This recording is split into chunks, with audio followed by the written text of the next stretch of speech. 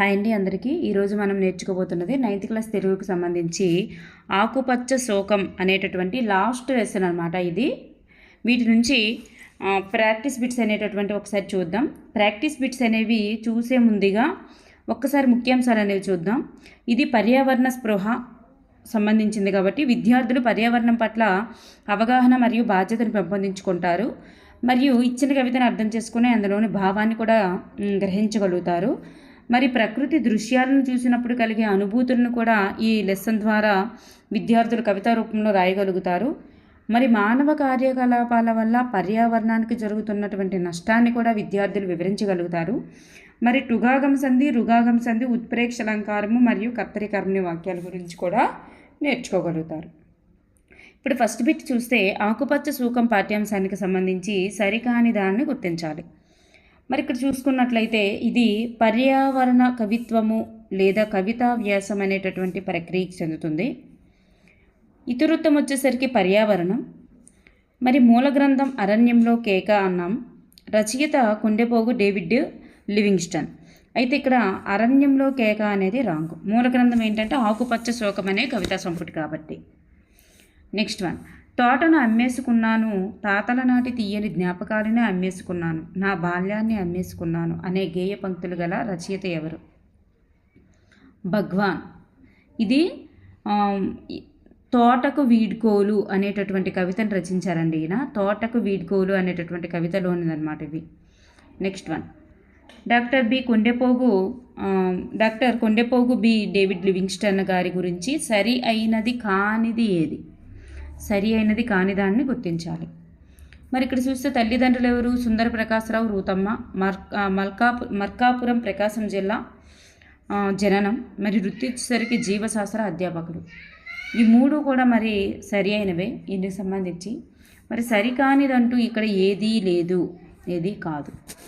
పర్యావరణాన్ని కాపాడుకోవలసిన అవసరాన్ని గురించి తెలపడమే ఉద్దేశ్యంగా కలిగిన పాఠం ఇది. పర్యావరణాన్ని కాపాడుకోవలసిన అవసరాన్ని గురించి తెలపడమే ఉద్దేశంగా కలిగిన పాఠ్యాంశం ఏది అంటే ఆకుపచ్చ శోకం. పర్యావరణ కవిత్వం అనే ప్రక్రియకు సంబంధించి సరి అయిన దానిని గుర్తించండి. పర్యావరణ కవిత్వం అనే ప్రక్రియకు సంబంధించి సరి అయిన దానిని గుర్తించాలి. ఇక్కడ చూస్తే తెలుగు సాహిత్యంలో పర్యావరణ కవిత్వం అనేది ఒక అద్భుతమైన ఆధునిక ప్రక్రియ. మరి పర్యావరణ భావనలను రచయిత కవితా రూపంలో, వ్యాస రూపంలో కూడా వ్యక్తీకరించారు.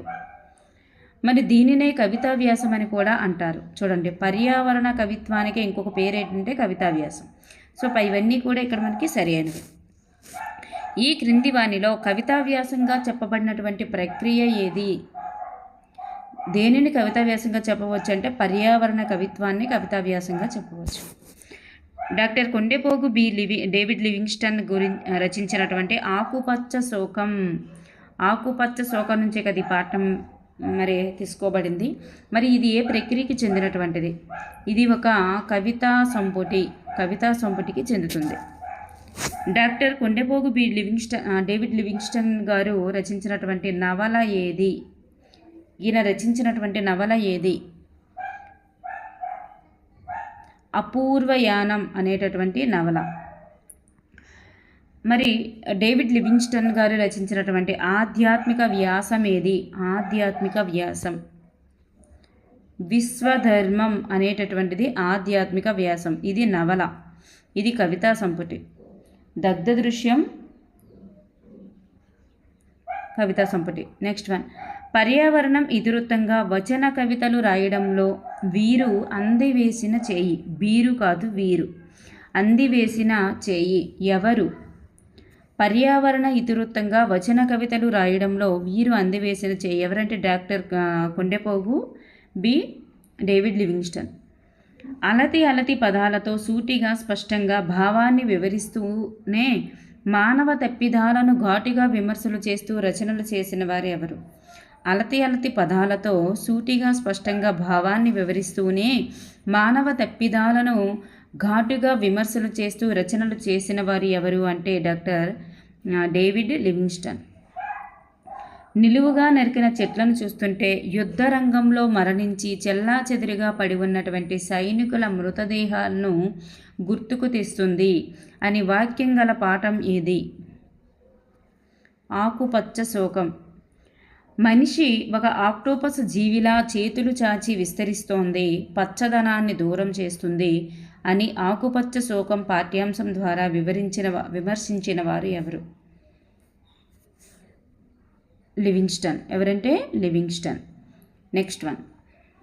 ఒకరి పెళ్ళి మరొకరు చావుకి వచ్చిందన్నట్టు ఊరు పెరిగే కొద్దీ ఇప్పుడు చావు చెట్లదైపోతుంది అను పర్యావరణం కవిత్వం కలిగినటువంటి పాఠం ఏది? బిట్స్ ఇలానే వస్తాయండి, బిట్స్ ఇట్లానే వస్తాయి. ఏ పాఠం అంటే ఆకుపచ్చ శోకం. అక్కడ రచ్చబండ లేదు, రావి చెట్టు అరుగు లేదు, చింతం రాళ్ల తోపు లేదు అనేటటువంటి గేయ పంక్తులు గల పాఠం ఏది? ఏది అంటే ఆకుపచ్చ శోకం. ఆక్టోపస్లా విస్తరించే మనిషి బాహువులు హరితాన్ని హాంఫర్ట్ చేస్తున్నాయి అని పర్యావరణ కవిత్వాన్ని రచించిన వారు ఎవరు? ఆకుపచ్చ శోకం పాఠ్యాంశం ద్వారా లివింగ్స్టన్ గారు రచించారు. నగరంలో చెట్టు ప్రతిదానికి అడ్డమే, అందరికీ చెట్టుగా పానకంలో పుడక అని పర్యావరణాన్ని గురించి విమర్శిస్తూ అందరికీ చెట్టు పానకంలో పుడక అని పర్యావరణాన్ని గురించి విమర్శిస్తూ పాఠాన్ని రాసిన వారు ఎవరు? లివింగ్స్టన్. పచ్చని చెట్లు ప్రగతికి మెట్లు అంటూ ఫ్లెక్సీలు, బోర్డులు నీతులు వల్లిస్తాయి. బుల్లి తెరలు, వెండి తెరల మీద చెట్ల పెంపకంపై పాఠాలు సాగుతుంటాయి అనే పర్యావరణ కవిత్వం కలిగిన పాఠం ఏది? ఆకుపచ్చ శోకం. పెళ్లి పేరంటాల్లో, సంబరాల్లో ప్లాస్టిక్ పువ్వులు, ఆకులు ఒక్కో చోట నిలువెత్తు ప్లాస్టిక్ కొబ్బరి చెట్లు ముస్తాబైన శవాల్లాగా దర్శనమిస్తుంటాయి అంటూ సాగేటటువంటి పర్యావరణ కవిత్వాన్ని రచించిన వారు ఎవరు? లివింగ్స్టన్. ఆకుపచ్చ శోకం పాఠ్యాంశం ద్వారా. ఈ చెట్టే కదా బొగ్గు పులుసు వాయు యొక్క గరళాన్ని మృంగి ప్రాణం నిలిపేటటువంటి ఆమ్లజనని వరంగా అందించేది అని కవితా వ్యాసాన్ని ఆకుపచ్చ శోకం పాఠం ద్వారా విమర్శించిన వారు ఎవరు? లివింగ్స్టన్. లెక్కల్లో మునిగిపోయిన మనిషి ఇప్పుడు మొక్కల్ని పట్టించుకుంటాడు. ఎప్పుడు మొక్కల్ని పట్టించుకుంటాడు. ఇది భూమిపై నడుస్తున్నటువంటి వర్తమాన విషాదం, సర్వత్రా సాగిపోతున్న తంతు అంటూ సాగేటటువంటి పర్యావరణ కవిత్వం ఏది? ఆకుపచ్చ శోకం. మనిషిని ఆక్టోపస్తో పోల్చినటువంటి కవి ఎవరు? లివింగ్స్టన్. చెట్టును బ్రతికిద్దాం, పచ్చని లోకాన్ని, పచ్చడి కాదు పచ్చని లోకాన్ని ముందు తరాలకి హామీగా మిగిలిద్దాం. చెట్టును బతికిద్దాం, పచ్చని లోకాన్ని ముందు తరానికి హామీగా మిగిలిద్దాం అని నినదించినటువంటి కవి ఎవరు? Doctor Kondepogu B. David Livingstone. Karnataka రాష్ట్రానికి చెందిన పర్యావరణ రక్షకురాలు తులసి గౌడను ఈ క్రింది విధంగా అక్కడి ప్రజలు పిలుచుకునేవారు. వృక్షదేవిగా పిలుచుకునేవారు. ఈ క్రింది వానిలో కర్ణాటక రాష్ట్రానికి చెందిన పర్యావరణ రక్షకురాలను కర్ణాటక రాష్ట్రానికి చెందిన పర్యావరణ రక్షకురాలైనటువంటి వృక్షదేవిగా పిలువబడేటటువంటి వ్యక్తి ఎవరని కూడా మనకు అడగొచ్చు. తులసి గౌడ, గుర్తుపెట్టుకోండి. శారదా కలం పేరుతో శారదా నటరాజన్ రచించినటువంటి నవల ఏది? ఇవన్నీ కూడా అండి, మంచి చెడు, అపస్వరాలు, ఏది సత్యం, చీకటి తెరలు, ఇవన్నీ కూడా శారదా నటరాజన్ రచించారన్నమాట. ఈ క్రింది పదాలలో సరిగా జతపరచబడని అర్థాన్ని గుర్తించండి. ఏదైతే సరిగా జతపరచలేదో అర్థం.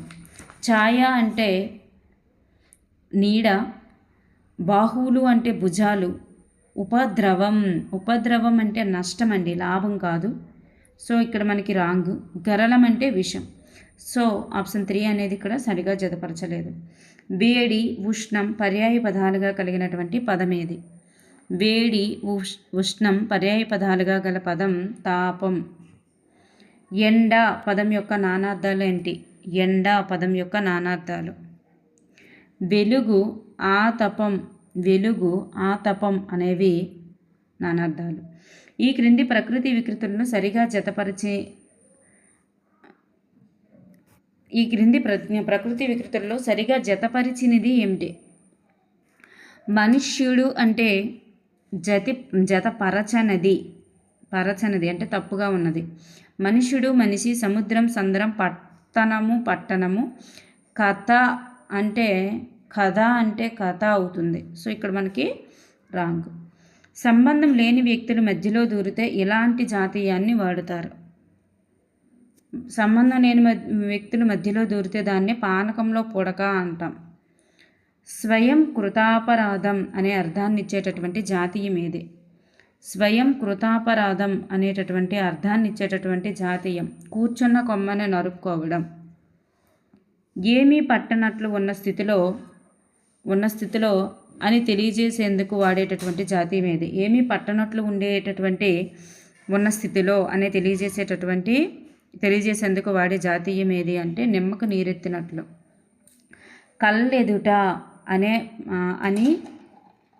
కళ్ళెదుట అనేటటువంటి పదాన్ని విడదీయండి. కళ్ళెదుట అనే పదాన్ని విడదీయండి. కళ్ళు ప్లస్ ఎదుట కళ్ళెదుట ఉత్వసంధి. ఈ క్రింది పదాలలో ఉత్వసంధికి చెందినటువంటి పదమేది? చెట్టు ప్లస్ ఒక, నీడేది, నీడ ప్లస్ ఏది, ముస్తాబు ప్లస్ అయిన. అయితే చెట్టు ప్లస్ ఒక, చెట్టొక అనేది ఉత్వసంధి అండి. నేడేది, నీడ ప్లస్ ఏది అత్వసంధి. మరి ముస్తాబు ప్లస్ అయిన ఉత్వసంధి. మరి ఇక్కడ ఉత్వసంధికి చెందిన పదం ఏది అన్నారు. మరి ఇక్కడ చూస్తే నేడేది అనేది అత్వసంధి అవుతుంది, ఉత్వసంధి అయితే కాదు కదా. సో ఇక్కడ మనకి చెందిన పదం అనేసరికి రెండు ఉన్నాయండి. చందనది వచ్చేసరికి నేడేది అంటే ఇక్కడ మనకి క్వశ్చనే మనకి రాంగ్ ఉంది. నెక్స్ట్ వన్, ఈ క్రింది వాణిలో రుగాగమ సంధికి చెందినటువంటి పదం ఏది? రుగాగమ సంధికి చెందినటువంటి పదం ఏది అంటే బాలింతరాలు. బాలింతరాలు రుగాగమ సంధి. మరి పర్యావరణం అనేది పరి ప్లస్ ఆవరణం పర్యావరణం యా అనేటటువంటిది ఆగమంగా వచ్చింది కాబట్టి యనాదేశ సంధి. మరి తేనె ప్లస్ ఈగ తేనె టా అనేటటువంటిది ఆగమంగా వచ్చింది కాబట్టి టుగాగమ సంధి. ఇక్కడ రా అనేటటువంటిది రు అనేటటువంటిది ఆగమంగా వచ్చింది కాబట్టి రుగాగమ సంధి. ముస్తాబు ప్లస్ అయిన ముస్తాబైన ఇది ఉత్వసంధి. నెక్స్ట్ వన్, పడకటిల్లు అని చూస్తే ఇక్కడ పడక ప్లస్ ఇల్లు పడకటిల్లు. టా అనేటటువంటిది ఆగమంగా వచ్చింది కాబట్టి టుగాగమ సంధి అనేది అవుతుంది ఇక్కడ మనకి. నెక్స్ట్ వన్, ఈ క్రింది అలంకారాల్లో ఉత్ప్రేక్ష అలంకారానికి చెందినది ఏది?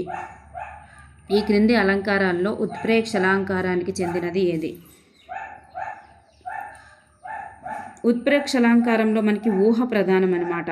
అన్నట్లు అనేటటువంటి వర్డ్ ఎక్కువగా మనకి కనిపిస్తుంది. ఇక్కడ